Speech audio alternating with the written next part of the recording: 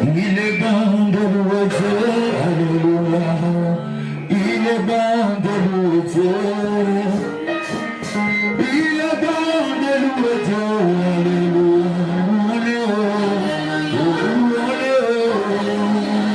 Il est bon de se louer. 10 jours, nous venons pour le rencontrer et d'entretenir notre cœur dans sa présence.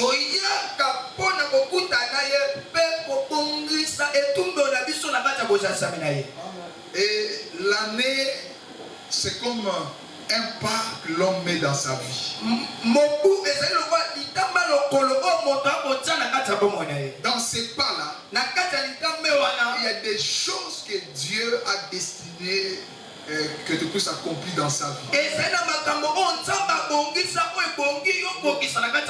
Il y a aussi le plan diabolique pour dévier ce plan-là ne puisse pas accomplir. Donc chaque année, c'est une bataille spirituelle que nous devons remporter avec Jésus-Christ.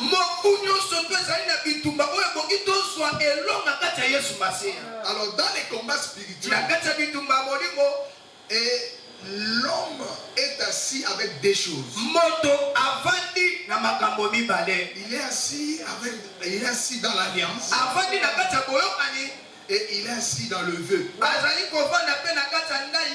Si tu veux remporter des grandes batailles avec Dieu, avec les deux bras, qui est l'alliance et le vœu.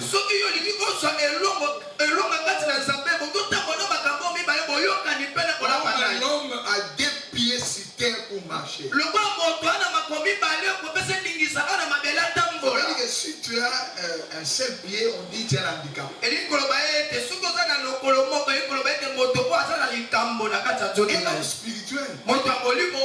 Un homme spirituel est assis avec des choses. L'alliance et le vœu. L'alliance, c'est Dieu qui demande à toi. Alléluia. Amen. Et il y a le vœu. C'est toi qui proposes à Dieu. Alors Dieu attend que toi tu le fais. C'est toi qui l'as proposé. Dans l'alliance, c'est lui qui l'a proposé. C'est comme ça que lui va marcher devant toi. C'est lui. Mais dans le vœu, c'est toi qui commences. Et si tu accomplis ta part, Dieu accomplira aussi sa part. Alléluia. Amen. Et dans cette vision, le 6 mois c'est pour nous. 6 mois et les 6 mois pour Dieu. Dans ce programme-là, il y a avec le vœu. C'est pour cela, si tu fais ta part, Dieu fera aussi sa part. Et c'est ça compris. Alléluia. Amen. Alors si tu veux réussir dans cette vision, ne fouillez jamais ces 6 mois de prière. Et à chaque fois que tu fais ta part, Dieu accomplira sa part. Alléluia. Amen. Je vis les gens que Dieu a donné du travail à cause de cette prière. Je vis Dieu agir, il a fait de grandes choses à cause de cette prière. En commençant par moi qui parle ici, votre pasteur. J'ai des grands témoignages que Dieu a frappé des gens. Ils sont devenus aveugles à cause de ce programme. Si tu fais ta part, Dieu fera ta part. Dieu est capable. Quand on dit il va vous sortir de la poussière de la terre. Parce qu'il est dans sa parole. Respectez, dire à quelqu'un, Dieu est dans sa parole. Dieu est dans sa parole. Alléluia. Amen. Dis encore à l'autre, Dieu est dans sa parole. Dieu est dans sa parole. Alors acclamez le Seigneur très fort. Alors mets-toi debout. On va lire la parole de Dieu. Job chapitre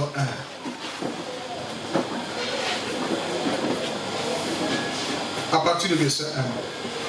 Il y avait dans le pays d'Ut un homme qui s'appelait Job. Et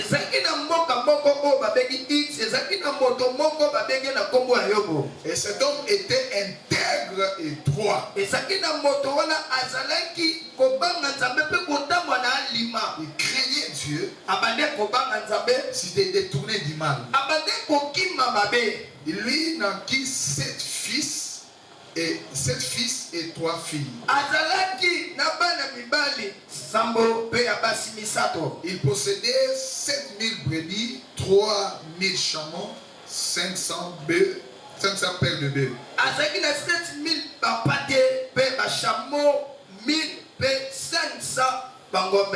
500 ânesses. Et très grand nombre de serviteurs. Cet homme était le plus considérable de tous les fils de l'Orient.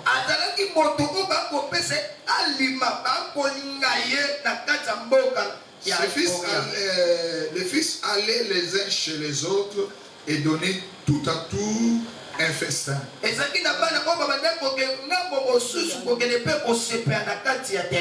invitaient les 3 sœurs à manger et à boire avec eux.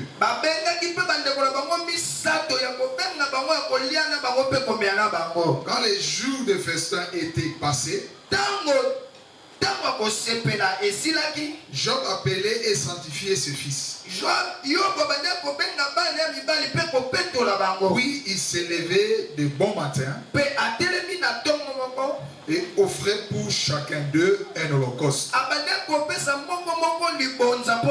Quand Job disait, peut-être mes fils ont-ils péché? Ils ont-ils offensé Dieu dans leur cœur? C'est ainsi que Job avait coutume d'agir.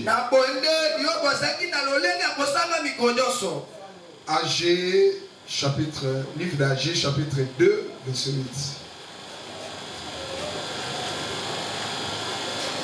Agé.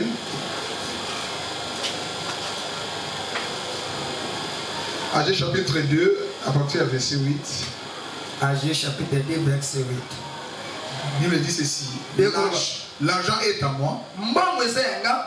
L'or est à moi.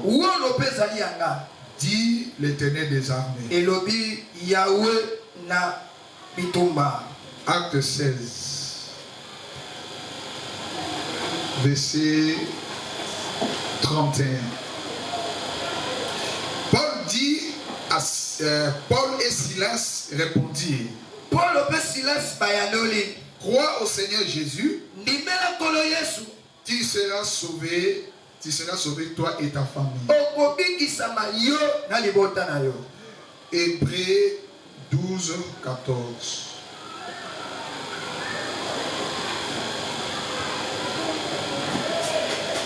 Hébreux 12, verset 14. Cherchez la paix avec tous et la sanctification, sans laquelle personne ne verra le Seigneur. Que Dieu bénisse sa parole. Amen. Amen. Aujourd'hui, nous clôturons les 10 jours de prière où nous parlons la richesse, l'autel de la richesse familiale. Quand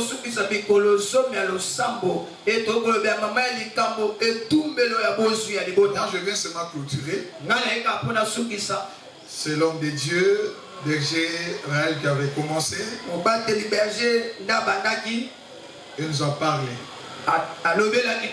Et nous sommes bénis. Est-ce que quelqu'un est béni? Comme être fort pour Amen. Amen. Amen. Je vois, vous êtes en train de grandir. Je suis fier de vous écouter, de prêcher. Parce que Votre destinée est très grande. Il y a des serviteurs, de grands serviteurs sortiront dans ce ministère. Ils vont bouger le Congo. Et tu crois cela? Et tu crois cela? Qui vont bouger aussi le monde. Qui sont grands partout, vous savez. Alléluia. Amen. Alléluia. Amen. Que vraiment que le Seigneur vous bénisse. Alors je suis venu pour ajouter sur quelque chose. Amen. Amen. Parce que nous parlons de l'autel de richesse familiale. Parce que Dieu est le Dieu de la famille. Le nom du royaume, c'est le royaume des familles. Parce que lui-même, le Père, il traite entre lui et ses enfants. Lui et ses fils. Les royaumes. Le roi marche avec le prince. Parce qu'il ne peut pas pour monter au trône. Notre grand frère, quand il était venu sur la terre, c'est le Seigneur Jésus-Christ, le Fils unique de Dieu dans la chair. Il a fait que la volonté de son Père. Amen. Amen. Donc la famille a une impact dans le monde spirituel. Parce que toutes les familles de la terre est connectée dans l'alliance d'Abraham. C'est comme ça que Dieu avait dit à Abraham.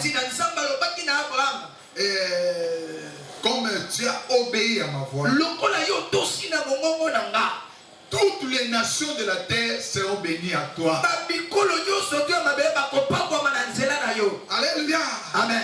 Et je te donnerai le porte des ennemis. Alléluia. Amen. Si aujourd'hui les États-Unis quittent l'Amérique, il se met ces navires de combat dans l'entrée d'étoiles d'Ormuz pour attaquer Iran, c'est pas pour rien.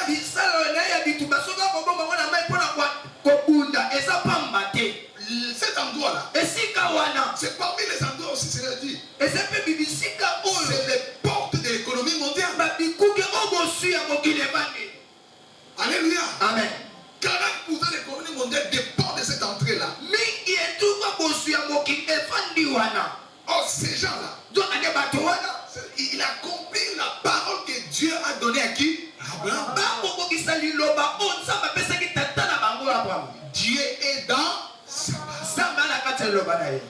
Alléluia. Amen. Ce qu'il a promis, il réalise. Que ce soit le temps. Ce que Dieu a promis à toi, même si tu es mort, tes enfants, tes arrières, tes enfants, bénéficient de cette promesse. Et confiance avec le Dieu. Jamais avoir tristesse. Dieu est fidèle. Amen. Amen. Le Dieu de la famille, il est Dieu, il est là pour accomplir sa parole. Et dans la ventre d'Abraham, il y avait deux peuples spirituels et deux peuples terrestres. Si le Seigneur bénit son peuple terrestre, parmi des milliardaires qui sont aujourd'hui dans le monde, s'ils sont 10, 9 ce sont des Juifs. Alléluia. Amen. Ce sont des familles qui dirigent le monde, qui sont dans la politique, qui sont dans l'économie.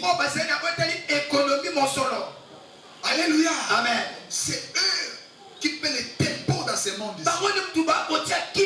C'est eux qui placent des présidents, tout ça. C'est eux qui contrôlent les circuits bancaires. La promesse que Dieu a donnée à un homme. Et cet homme a fait l'alliance avec Dieu dans son hôtel. Il fallait que l'hôtel terrestre, c'est l'hôtel d'Abraham. Si tu crois pour Dieu d'Abraham, tu n'auras pas au ciel. Alléluia. Le Dieu d'Abraham, c'est le Dieu qui nous a sauvés. C'est Dieu qui nous a connectés. Et si aujourd'hui, tu es un hôtel de Dieu, parce que le feu là, c'est sur l'hôtel d'Abraham, c'était sur Israël, était descendu les jours de la Pentecôte. Alléluia. Amen. Et rentré dans ton cœur. La Bible dit nous étions tous remplis du Saint-Esprit. Et nous commençons à parler à l'âme. Amen. Amen. Jusqu'aujourd'hui, le Saint-Esprit encore. Si tu n'as pas encore reçu le Saint-Esprit, et c'est à la foi que ce matin, tu vas recevoir le Saint-Esprit. Et ton hôtel sera allumé avec le feu. Amen. Amen. Alors, quand nous parlons de l'hôtel de la richesse familiale, l'hôtel familial, c'est un concept biblique puissant. Il représente le lieu de rencontre, adoration et de consécration de la famille de Dieu. Alléluia. Amen. Bâtir un hôtel de bénédictions et de richesses familiales, c'est sceller une alliance avec l'Éternel pour que sa faveur repose sur sa lignée.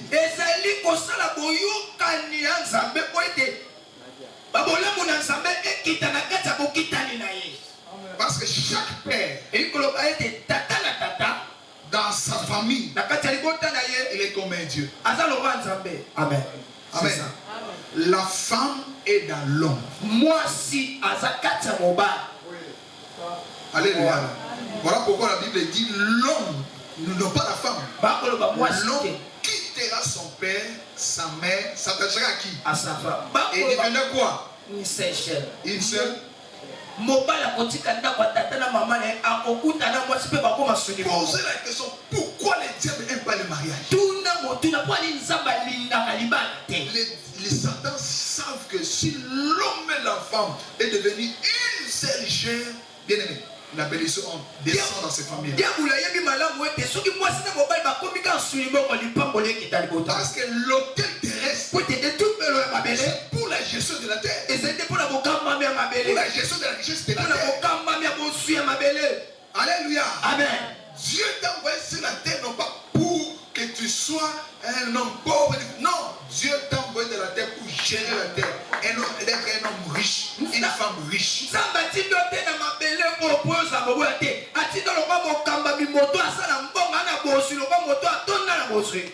Voilà.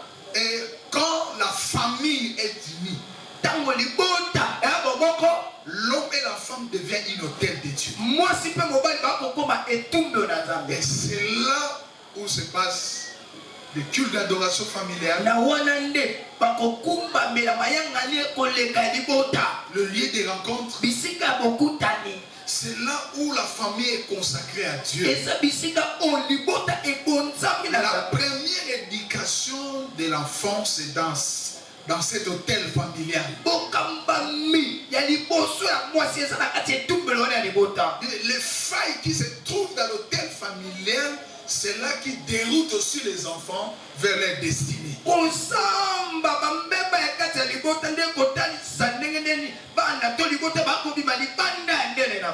Amen. Amen. C'est dans l'hôtel familial.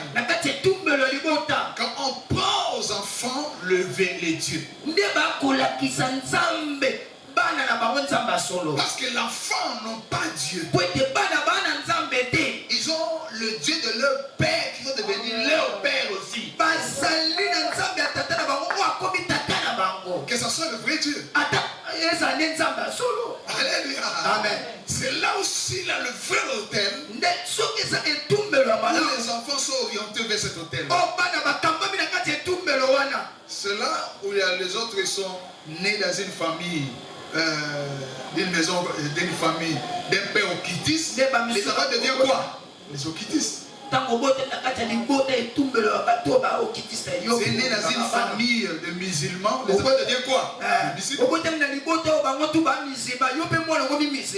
Parce que l'enfant reçoit le Dieu de leurs parents. C'est là où la vie commence. C'est là où on prend le même étiquette de Dieu dans la famille.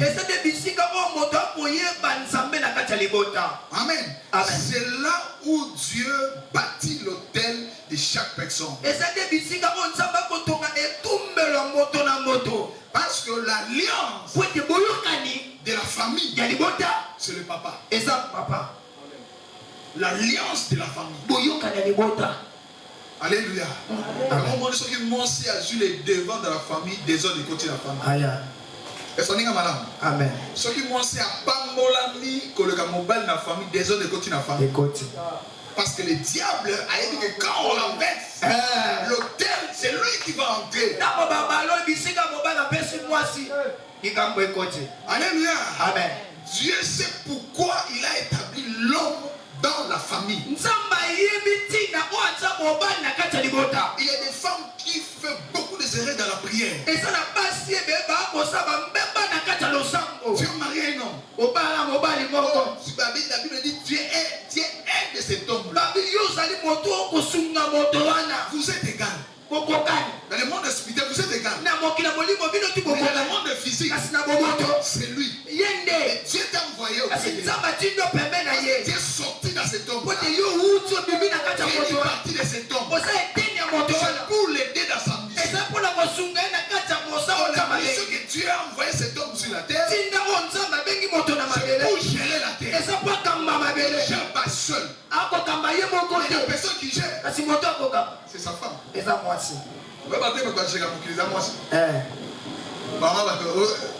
Et c'est l'équipe. Et c'est l'équipe. So you must have boy you. After you remember mobile name, Bosani. Bobo so you buy lingio, mobile buy lingio. Alléluia. Parce que l'homme et la femme doivent devenir une seule. Amen. Les femmes, au lieu de prier pour cet homme, ceux qui a connu pour pousse, moi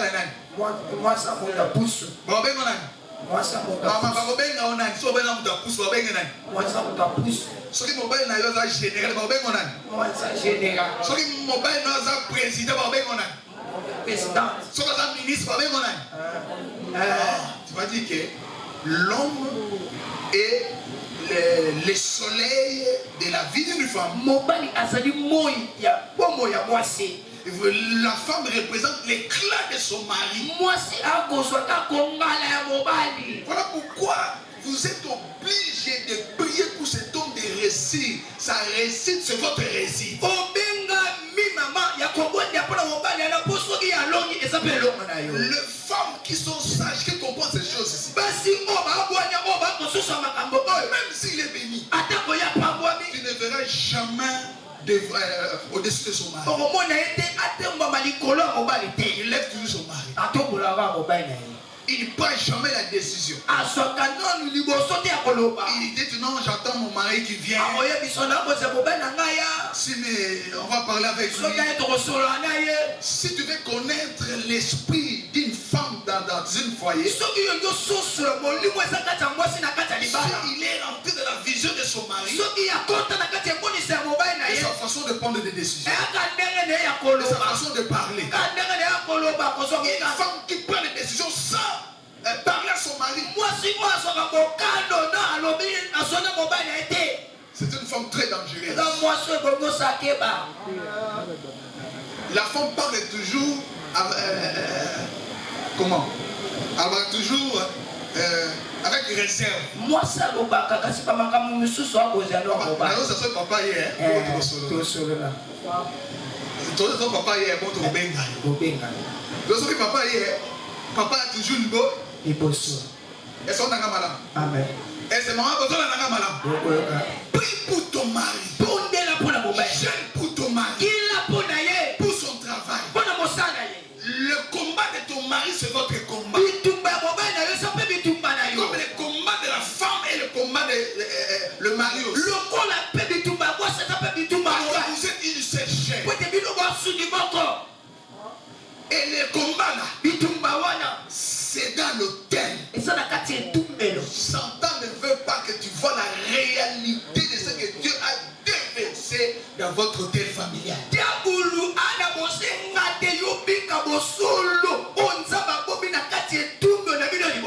Pourquoi on parle de l'héritage? L'enfant ne peut pas commencer la vie comme ça. Non, l'enfant ne peut pas commencer la vie comme ça. Il reçoit d'abord l'héritage. Il a déjà la bénédiction. Comment se fait la vie? C'est là la stabilité. C'est ça la prospérité. Amen. Amen. Commence la vie sans quelque chose de salicament. C'est comme ça. C'est ça, nous sommes dépouillés. Comment le bon école? Le bon Zambé Langai. Zambé Langai. N'a pas bongote. N'a pas héritage. N'a pas héritage. Banananga. Banananga. Bako bananga vide ngora. Bananga vibongote. Bako souffrite. Bako souffrite. Ngai atanga na souffrir. Atanga na souffrir. Mais nega na comprendre yo. Nega na comprendre yo. Zambé Langa. Zambé Langa. Ozanzamba prospérité. Ozanzamba prospérité. Ozanzamba richesse. Ozanzamba richesse. Ngana okufaka jamais pauvre. Ngana okufa jamais pauvre. Bananga bako héritage. Bananga bako héritage. Yanzambe Langa. Yanzambe Langa. O apesi ngai. O apesi ngai. Na kombo na Yesu. Na kombo na Yesu. Betanza na boko bakasi. Aya. Jésus. Alléluia. Amen. Alors, dans cet enseignement, l'autel des richesses familiales, si nous regardons l'alliance des richesses dans l'Ancien Testament, nous voyons le Père Abraham. Comment l'autel était physique. On faisait une pierre, des bois, et on servait à offrir à Dieu des sacrifices pour obtenir la faveur, la protection et la bénédiction de l'Éternel. Regarde cet homme Job. Alléluia. Amen. Job, c'était un homme béni. Il n'était pas n'importe qui. Alléluia. Amen. La Bible dit que Job était un homme considéré dans ces contrées-là. Job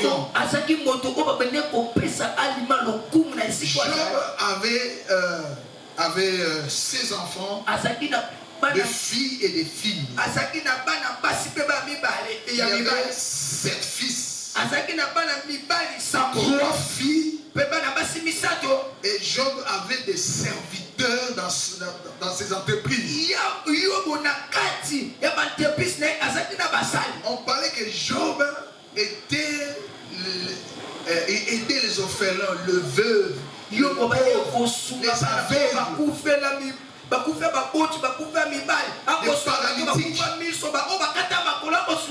Job défendait des causes de faibles. On le coûtait dans son pays. Alors, ce que nous voulons voir ici, la famille de Job. Alléluia. Amen. On parle de Job et ses enfants. Mais la femme était là. Alléluia.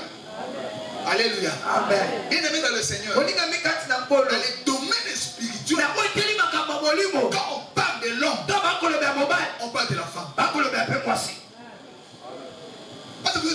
ne peut pas vous séparer. La bénédiction est liée entre les deux personnes. Alors, Bible parlait comment Job veillait que le péché ne puisse pas entrer dans la famille. Parce que Job savait ça vient de Dieu. Ça vient de l'autel. Il ne veut pas que le péché entre dans sa maison. Faut aller. Donc il est encore dans sa maison. Oh, et sa qualité. Azan on a ses responsabilités. Ah, bon. Mokola ko bima nanda.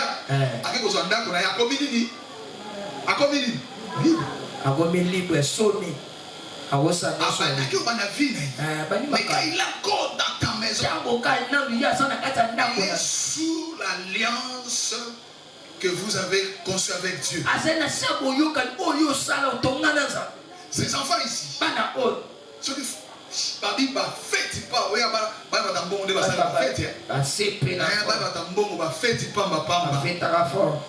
alléluia.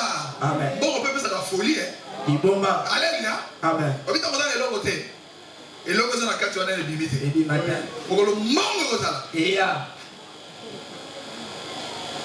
Alléluia. Amen. Satan a impact mongo et ça dans la vie. Amen. C'est lui qui a l'argent. Il devient comme un Dieu. Amen. Il était dans sa main la vie ou la mort. Amen. Amen. Alors Job veillait pour que le péché ne puisse pas entrer. Et il sacrifiait de l'holocauste dans l'autel pour que la famille soit sanctifiée, pour que le diable ne puisse pas trouver le père dans la famille. C'est à cause de cela le diable a graissé les dents. La Bible dit les enfants de Dieu se réunissaient. Satan aussi est devenu. Là, c'était dans le monde spirituel. Job n'était pas là. Dieu demande à Job, tu demandes à Satan. Tu viens d'où? Le Seigneur peut. Tu as vu mon serviteur Job? Comment Dieu prend plaisir quand tu montes dans la sanctification. Dieu prend plaisir quand tu marches dans l'obéissance. Alléluia. Amen. C'est qu'il défie aussi Satan à cause de ce que tu le fais plaisir. Écoute Satan. Ah. You name the battle. Donne-moi Job. C'est que alléluia.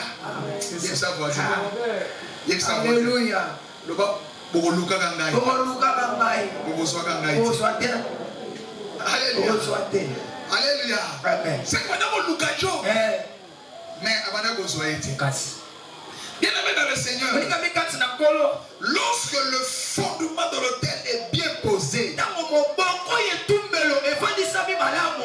Abraham a bâti l'autel, partout ils allaient, la première chose, il bâtit l'autel. Les dieux d'Abraham n'a pas changé.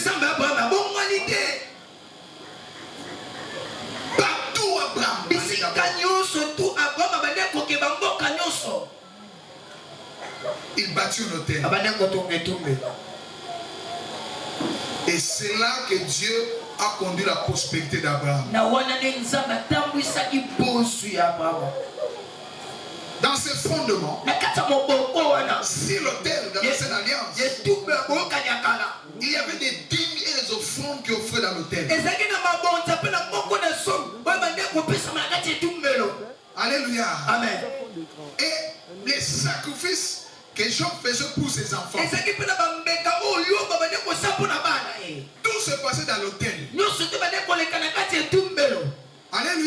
Amen. Mais aujourd'hui, nous ne sommes plus dans l'ancienne alliance. Nous sommes dans la nouvelle alliance.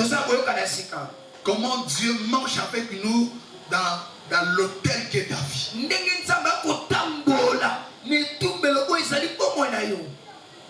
Amen. Amen. Avant d'entrer dans la nouvelle alliance, on peut lire dans Genèse 12, verset 7 à 8.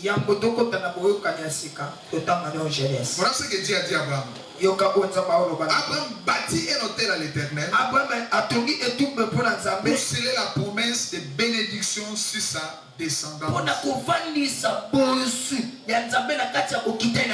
quand il bâtit l'autel pour sceller l'alliance, c'est pas pour lui, mais pour ses descendants. Jusqu'à aujourd'hui. Dans le verset chapitre 13, Genèse 13, 12, Genèse 13, 18 dit: Abraham était très chargé en troupeaux, en argent, en or. Verset 18, il bâtit un autel à l'Éternel. C'est-à-dire que la richesse d'Abraham, c'était toujours lié à l'autel. Alléluia. Amen. Alléluia. Amen. On va lire encore Juge 6, 25 à 26. Juge 6, 25 à 26. Dieu demandait à Gédéon de renverser l'autel de Baal de son père, d'en bâtir un à l'Éternel pour restaurer la prospérité familiale. Amen. Amen. Que la prospérité de la maison de Gédéon, c'était l'autel, comme c'était l'autel de Baal, la prospérité c'était pour Baal.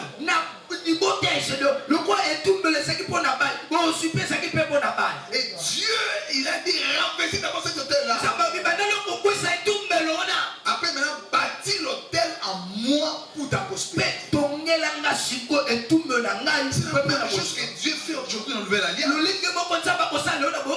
Quand Dieu t'a sauvé, a dit crois au Seigneur, il te sera sauvé, toi et ta famille. Quand il vous a sorti dans les ténèbres, il vous a sorti dans les alliances de la famille. Quelle est l'alliance de votre famille? Chaque famille a ses alliances. Famille est sans exate. Alléluia. Amen. Famille est sans tout exate. Oh, biso ba koko na biso ba. Famille est sans exate. Omoni mayo vandi wana. Oyebi profondeur na bote. Mokolo molimo mosanda koluka mema okoma. Donc oyeba profondeur qui nous donne. Amen. Alléluia. Amen. Tala misale bimaka soki mutu mo ningisi. Ningisi tumbe. Ndio ni misale nini? Ebibi. Na bato ba ite ba ki misala ba. Oyeba ndoko ko mona ba ngo we. To bota ma papa mo mama me. Azo ki ndoki ndenge ni. Tamba waki semence. Chaque semence c'est quoi qui na mabele na? Ko ya zuni ngolo zu semence ya malamu ko na mabele ya malamu. Iye azuni ngolo e ya sata ko na semence ya mabe. Alléluia. Amen. Chaque famille a ses alliances. C'est comme ça. Dieu a envoyé son fils. Il a envoyé son fils pour que quiconque croise à lui ne périsse point mais qu'il ait la vie éternelle. L'autel des richesses familiales dans la nouvelle alliance, c'est l'alliance du cœur. C'est le cœur ici, c'est l'autel par lequel Dieu a établi son siège pour marcher avec toi. C'est là que Romains chapitre 2 verset 29 parle. Abraham était circoncis dans la chair. Dans l'alliance d'Abraham. Et toi, Tu n'es pas circoncis dans la chair. Tu es circoncis où? Dans le cœur. Tu es connecté à cet hôtel d'Abraham. Par la foi. Abraham, c'est ton père spirituel par la foi. C'est là que tu es circoncis dans le cœur. C'est là que tu viens un hôtel de Dieu. Alléluia. Amen. Tout Israël était lié à un seul hôtel. L'hôtel d'Abraham. Toute une nation. Mais avec nous, le païen, les nations. Alléluia. Amen. Dieu marche individuellement avec nous. Tu peux venir à l'église 10 personnes. Et Dieu traite avec chacun de nous. Celui qui ouvre le cœur, il appelle Dieu d'entrer. Dieu marche avec lui. Et les autres là, s'ils n'ouvrent pas le cœur, ils vont rester comme ça. Mais Dieu marchera avec toi.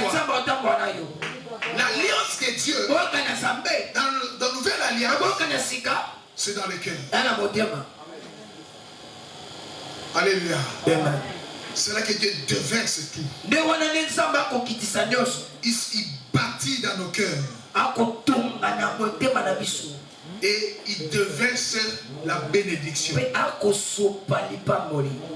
Jésus-Christ, c'est lui le sacrifice par excellence. La richesse de la nouvelle alliance englobe la prospérité spirituelle, la santé, la bénédiction matérielle. Alléluia. Amen. Alléluia. Amen. C'est comme ça que comme nous avons reçu Jésus, c'est Jésus qui est notre prospérité. Quand il rentre dans le cœur, tu n'es plus pauvre. Il a mené toute sa divinité. Tout ce que vous avez besoin sur la terre, Jésus a mis dans ton cœur qui est le Père de Dieu. La prospérité de la nouvelle alliance est d'abord spirituelle. Et vous devez d'abord croire que Jésus en moi, c'est l'expérience de la gloire. Il t'amènera dans la gloire.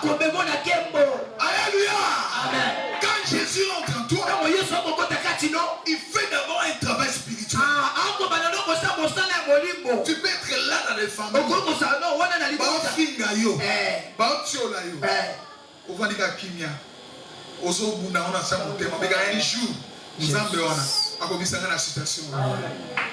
Alléluia.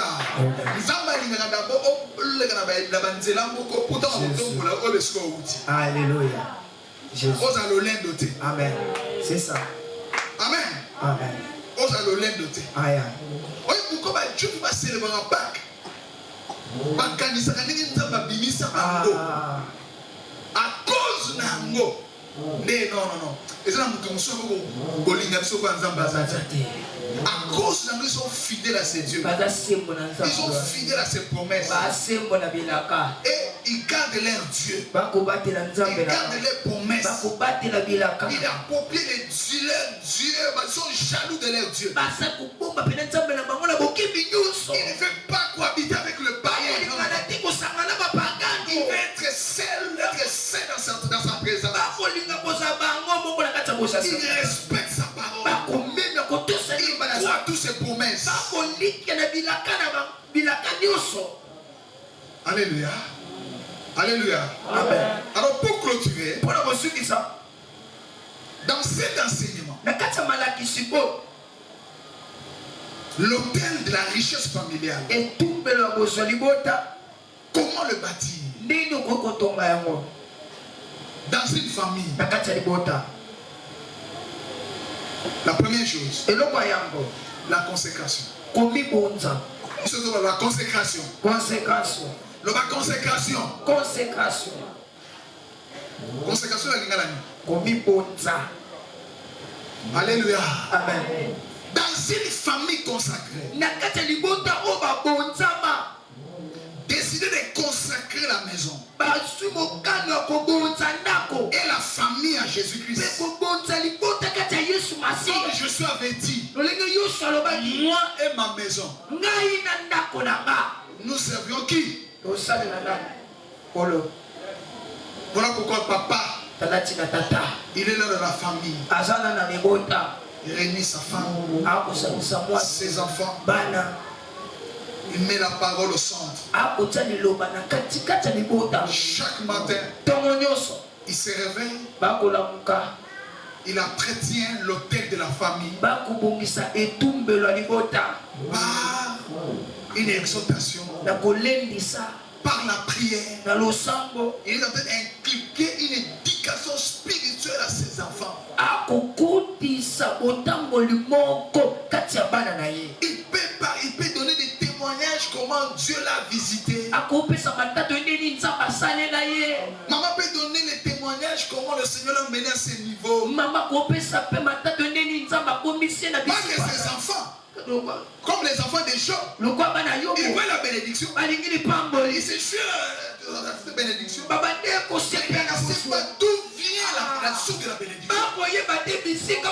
Si vous ne signez pas les enfants, ils vont croire que Jeep au Somba wana, le pain au Somba wana, ils peuvent jouer avec ça. Il y a un moment où ceux qui papa pour faire la bâtisse, ils parlent du Goué à le pain. Maté capable de bailler même pas si n'est ni au monde avec un autre. Mais quand les enfants, ils ont bien enseigné. Moi votre père, si vous voyez tous les ici, c'est Dieu. Voilà comment il m'a pris. Il a marché avec nous dans la famille. Nous sommes rencontrés avec votre mère. Alléluia. Et comment aujourd'hui Dieu nous a donné. Dernier passé. Nous avons acheté la voiture. Nous avons fait ceci. Toutes ces choses pour montrer la source d'où viennent ces choses. Pour nous le montrer aussi. Ces choses ici, Dieu m'a donné pour vous, comme un héritage. Vous ne commencez pas une vie comme ça. Moi, tant que votre père, je vous donne des cadeaux. Mon Dieu, avec tout ce qu'il m'a donné, et les études. Les études, c'est pour toi. Pour tracer ton chemin. Est-ce que tu m'as compris? Mais pour il faut ça. Voilà pourquoi le parent fait tout pour que les enfants étudient. Fais-les entrer dans une bonne école. Donnez-lui des bagages pour bien marcher sur la terre. Pour marcher sur la terre, il y a des escaliers. S'ils ont raté cet escalier, on va voir leurs collègues, leurs camarades grandir ensemble, assumer des grandes fonctions dans le pays et ils sont loin de regarder.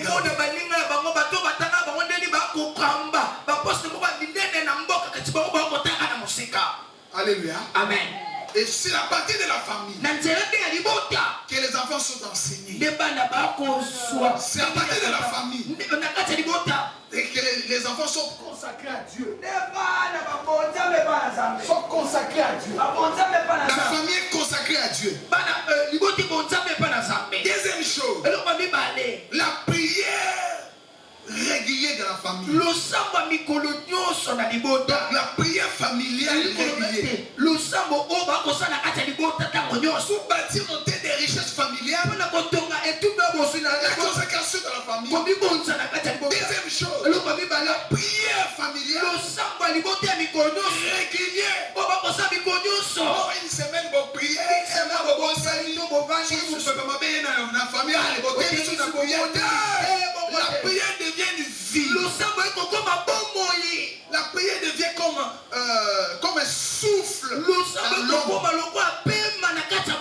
Les enfants sachent que le matin, dans la 5 heures, avant de que les classes to bonelina. Mon collègue aux alatés. Bah on m'a pas la muka c'est que basali. Ba bonne. C'est pas messani na. Est-ce qu'on doit la ninga mala? Troisième chose. La parole de Dieu. Lire et méditer la Bible ensemble. La parole de cette écriture, cette parole de l'écriture ne s'éloigne pas de ta bouche. Méditez les jours et nuits. Si on n'a pas appris aux enfants le matin d'ouvrir la Bible, de lire, vous n'avez pas monté? Et aussi, ils n'ont pas cette éducation.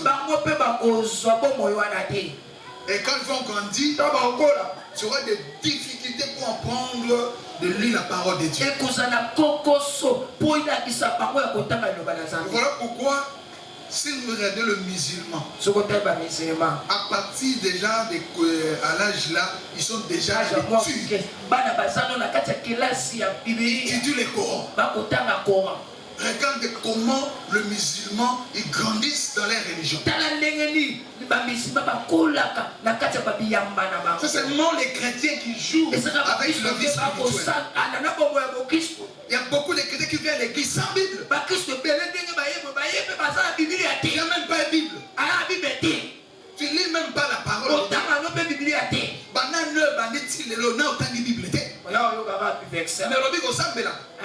Donc ton esprit est vide.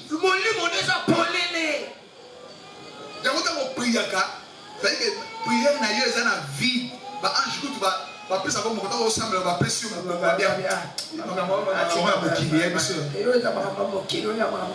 y a des choses qui excitent les âmes. Dieu écoute pas ta parole. Dieu écoute la voix de la parole. Un enfant de Dieu qui est assis dans les Écritures, il ne prie pas comme ça. Il prend l'Écriture, il la ligne avec son intention. Il présente à Dieu. Il y a un moment où il y a 2 jours dans ma Bible, réponse aux amis. Mais vous savez, dans 1 mois, 6 mois de prière, rien. Parce que au bon de la mabé, l'éducation de Bandarawa et Bandinanda, soit ban, moi la Bible. Parce que moi tout autant. Moi la déjà comme déjà na classe il y a 2e primaire, 3e primaire, comme des autant non? Alléluia. Amen. Si ma Bible, allez, monsieur Tokotan, allez, Tokotan, chapitre 10, tu vas nous réciter un mot. Papa n'a pas autant à haute voix. Bana pas autant à haute. Kotan la wana. Il a un esprit na bango. On a madame, et tu as un esprit na bango. Par contre, les classes, on réciter un mot, oui, on réciter, c'est bien. Parce que ils ont côté dans l'esprit. L'esprit devient fort, nourri, blindé de la parole de Dieu. C'est difficile d'attaquer cet enfant-là. Sur le plan spirituel, il a la connaissance de Dieu. Il peut te dire ce que Dieu a dit. Il récite le verset. Il dit toutes les Écritures. Parce qu'il a pris l'éducation où? Dans la famille. Est-ce que quelqu'un m'attend? 4e chose. Comment bâtir un tel familial? La consécration. La vie de prière régulière. La parole de Dieu. De lire la parole de Dieu. 4e chose. La dîme et les offrandes. Apporter ces dîmes et les offrandes sur l'autel. Ce sont des signes de la reconnaissance. Et Dieu est la source des richesses de la famille. Les papas donnent la dîme aux mamans. Et les enfants doivent voir l'offrande. Tu les cliques l'offrande. Tu es en train de s'aimer quelque chose en lui. La chose que l'enfant reçoit dans la famille, même s'il devient président de la République, la nation va bénéficier de cette éducation-là.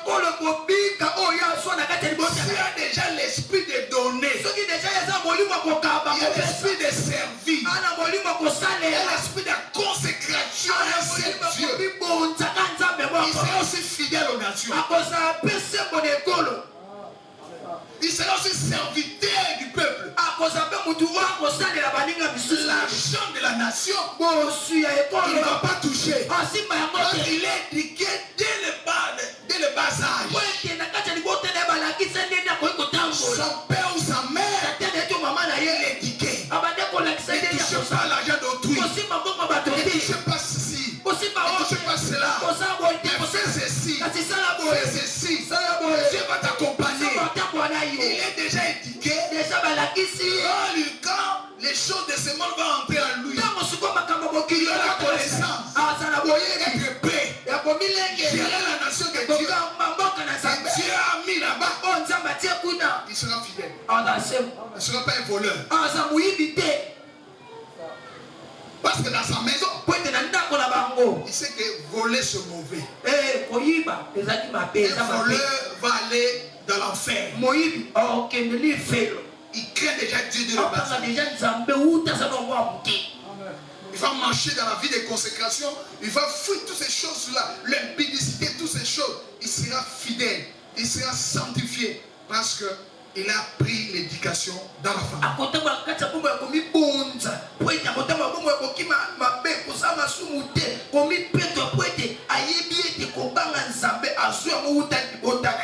Comment bâtir l'hôtel familial? Le dernier point, c'est la délivrance de la fondation. Quand il a compris, je viens d'une famille pauvre.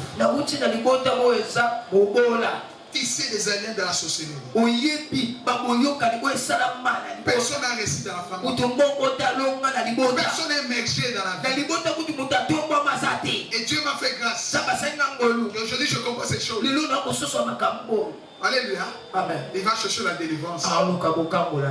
Il va comprendre que j'ai bâti cet hôtel de ma vie parce que Jésus m'a racheté. Il est déjà, comme David a dit, comment? Il a dit comment?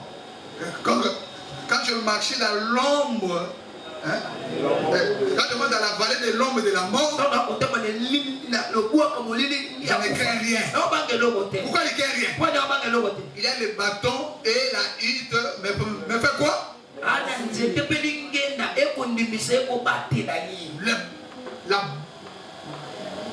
Il a des choses dans ce main.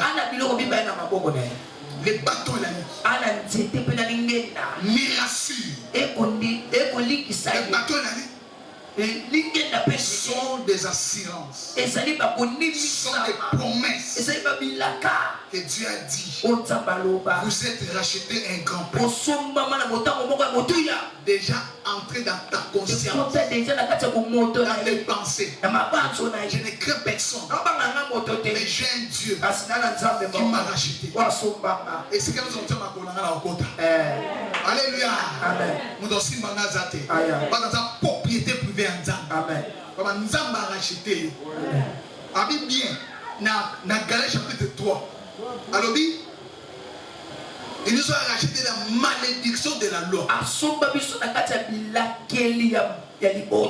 on a dit sur l'alliance, chaque famille a ses alliances, chaque famille a ses condamnations.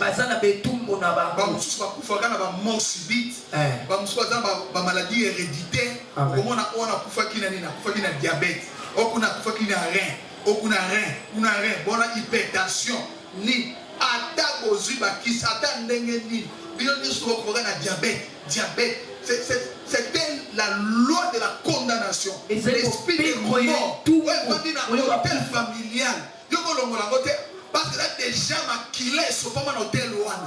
Parce que yo, qui peut maquiller comme mission, on tire la esclave. Amen. Mais l'écriture est sur, il nous a racheté un grand prix. Quel prix? Le prix du sang. Voilà pourquoi il dit glorifiez Dieu dans votre corps et dans votre âme. Qui appartient à qui? À Dieu. Naza propriété privée na yo. Naza propriété privée na yo. À cause de makila. Oui, racheter un gars.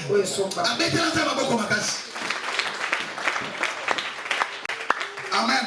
Amen. Amen. Amen. Voilà mes frères et sœurs. Vous êtes une famille bénie. Si Dieu a marché avec Job, il a témoigné Job. C'était l'ancienne alliance. Là, le sang ne doit pas pouvoir reverser. Mais Dieu lui-même a pris plaisir d'entrer dans le temps, prendre les corps et devenir une offrande, devenir un brebis, devenir un agneau, monter sur l'autel pour que toi et l'accès dans le véritable hôtel où s'assit ton père dans les lieux spirituels. Parce que Dieu t'a choisi, Dieu t'a aimé, tu n'es pas n'importe qui. Vous êtes reçu un homme, vous avez reçu quelque chose que le monde terrestre ne peut pas te donner. Jésus-Christ, c'est lui notre prospérité. Il est tout pour toi. Jésus-Christ, c'est ton prospérité. Élevez le main. Fais cette déclaration. Seigneur Jésus. Seigneur Jésus. Alors tu vois, Seigneur Jésus. Seigneur Jésus. C'est toi. C'est toi. Ma prospérité. Ma prospérité. C'est toi. C'est toi. Qui est rentré dans mon cœur. Je suis un homme et une femme. Je suis un homme et une femme. Prospère. Prospère. Au nom de Jésus. Au nom de Jésus. Amen. Jésus en toi. C'est la prospérité. Ce que tu vas faire dans la famille. Lève le matin. Dans la prière familiale. Ouvre les Écritures. Tu as besoin de cet homme. C'est Jésus. Qui est notre prospérité. Faut accomplir ta mission. Et ta mission ne pas être pauvre, mais pour être béni, pour gérer la terre, pour dominer sur la terre. Accomplir sa mission. Tu peux lire avec moi. L'Éternel est mon berger. L'éternel est mon berger. Alors tu vois, l'Éternel est mon berger. L'éternel est mon berger. Je ne manquerai de rien. Je ne manquerai de rien. Encore, l'Éternel est mon berger. L'éternel est mon berger. Je ne manquerai de rien. Je ne manquerai de rien. Il me fait reposer dans les verts pâturages. Il me dirige près des eaux paisibles. Au nom de Jésus. Au nom de Jésus. Tu crois? Est-ce que tu crois? Amen. Que Jésus-Christ est ton berger? Amen.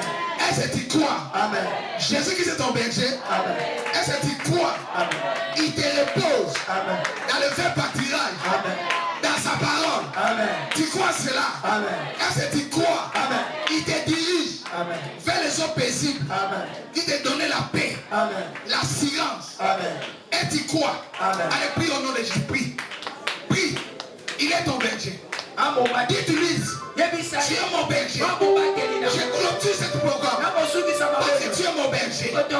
Je clôture ce programme. Parce que tu m'as fait reposer dans le même pâturage. Il est bon de louer Dieu, alléluia. Il est bon de louer Dieu. Il est bon de louer Dieu, alléluia.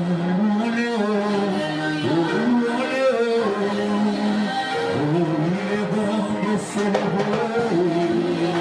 Il est bon de célébrer.